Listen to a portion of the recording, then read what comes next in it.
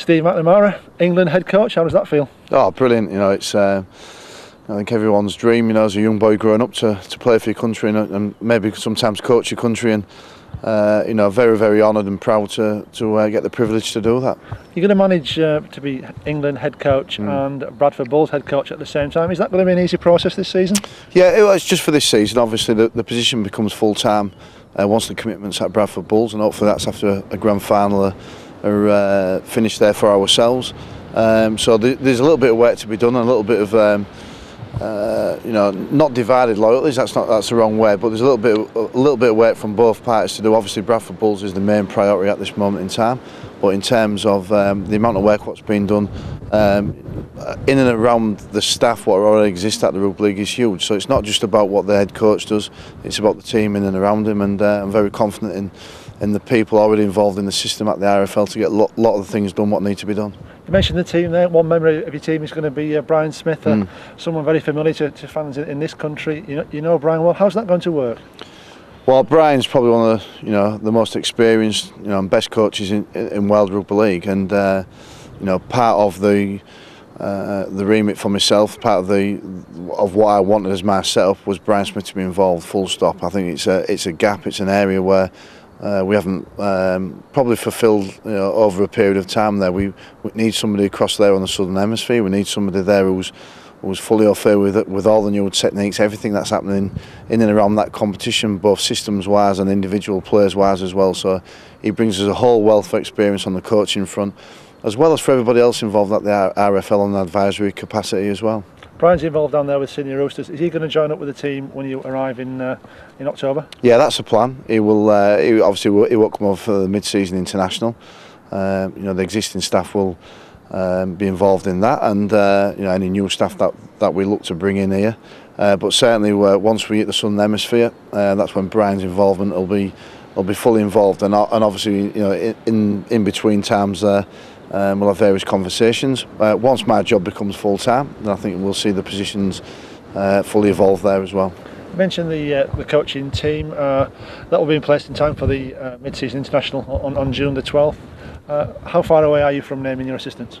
Well, we're still a little bit away, but the process is underway. Very happy with some of the names what have been pushed around there, and I will say I think there's a great foundation in place. What Tony Smith has left, in terms of the quality of the staff that he left in place there.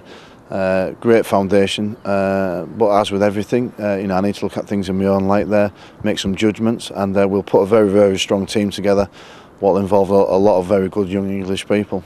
In the last couple of weeks, people like Adrian Morley and Jamie Peacock have come out on record to say that you're the best man for the job. How important is it for you as a national coach that you've got the full support of senior players like that? I think managing that group of players is one of the keys. Key to being successful in this job.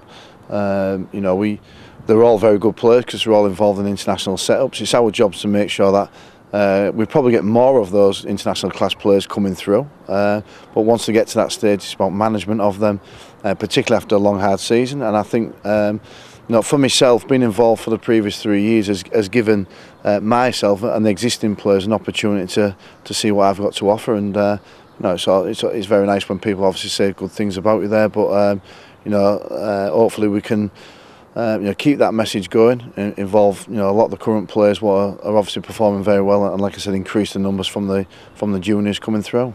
Your contract as England head coach initially is up to the end of 2013. A World Cup year, that must excite you. Without a doubt, I think it was one of the big attractions. I think the RFL are showing real ambition in terms of what they're trying to drive forward here. It was it was paramount to me that some of the criteria was set in place for me to be able to do this job properly. I've sought a lot of advice from previous coaches. Tony Smith I've had conversations with, obviously, and met David Waite a while back. And obviously I went and met Stuart Pearce as well, who was the England under-21 soccer coach, just to find some of the pitfalls or potential pitfalls of what this job can entail. And it could have been debated as to whether it was a full-time or part-time job. That was up for debate as the job was positioned before. But it's a completely new position now, with a real emphasis on some different areas, which, like I said, the ambition from the Rugby League to push on with this and really try and make a good fist of this is a credit to them as well. You spent all your adult life involved in rugby league clubs, either as a player or as a coach. How much are you going to miss the daily grind of being involved at club level?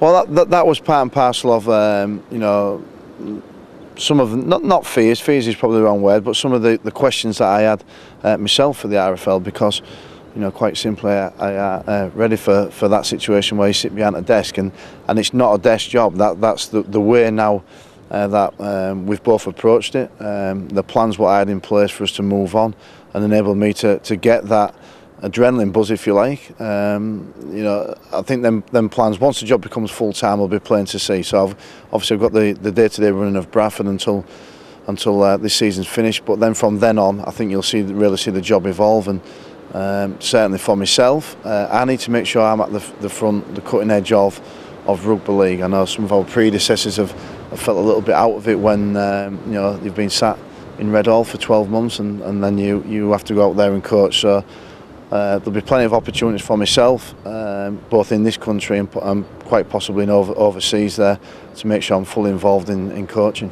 Do you see yourself working overseas in different competitions and learning from how they do things in the NRL? Yeah, that's part and parcel of the job. Is look, we need to know everything about the Southern Hemisphere. We need to know, you know, everything that they do across there. We've obviously got Brian Smith on the ground there for us.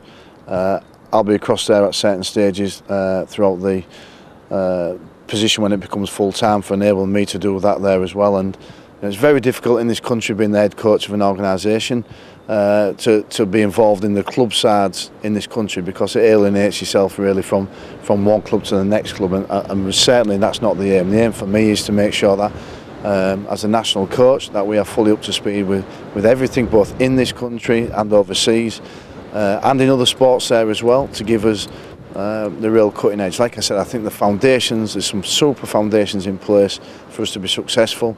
I just think now we need to turn a few other stones over to make sure that we can progress to the next stage, and that will be part of it.